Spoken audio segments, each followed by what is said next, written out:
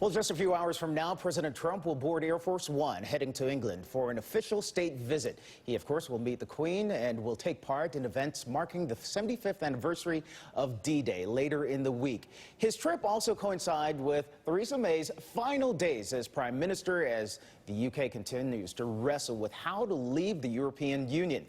But before he even gets to England, the president is already making headlines and courting controversy after calling the Duchess of Sussex, Meghan Markle, nasty.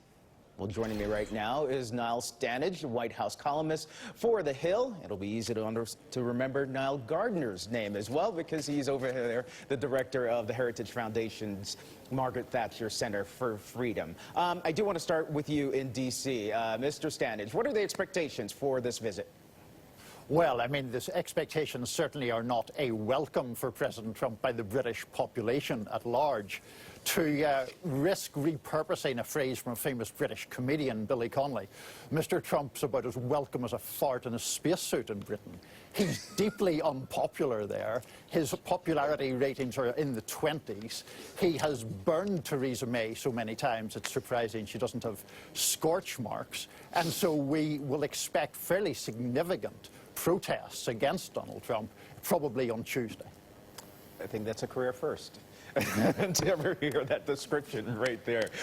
It was a very silent but deadly description. All right, let's go to London, because as we mentioned, Nile Gardiner, there's already been this little dust-up involving Meghan Markle, and we already see his poll numbers there in London are fairly low. How is this being received there, his trip over there? Well, I think the president's visit to London is a very, very big deal. It's dominating the newspapers here in London. There's intense interest in what the president will have to say throughout the remainder of the week on Brexit especially, and looking ahead to the post-Theresa May era. And so, you know, whatever one thinks of the president here in London, I think that everyone is acknowledging this is a very, very big trip for the United Kingdom. And you are going to have some demonstrations, certainly, on the streets of London, as expected. I don't think those demonstrations are going to be very large demonstrations, but there certainly will be protesters on the streets. But at the end of the day, President Trump is Britain's closest friend and ally on the world stage. He is a huge supporter of Brexit. He is somebody who deeply believes in the U.S.-UK special relationship. And I think there are many people here in the United Kingdom who are going to pay very close attention to every word the president says, and certainly on the Brexit side, those who support Brexit in the United Kingdom generally have a pro-Trump viewpoint. He's polling 21% to the UK.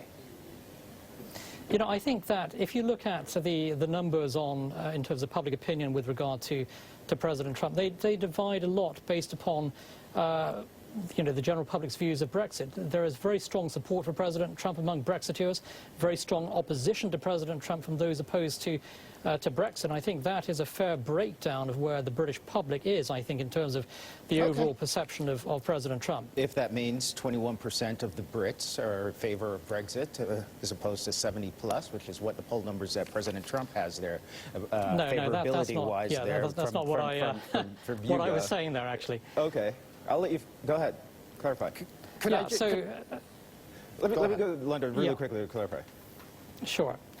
Yeah, I think that the point I'm making is that very strong supporters of Brexit view President Trump as a very, very big ally on the world stage, someone who enthusiastically backs Britain's exit from the European Union.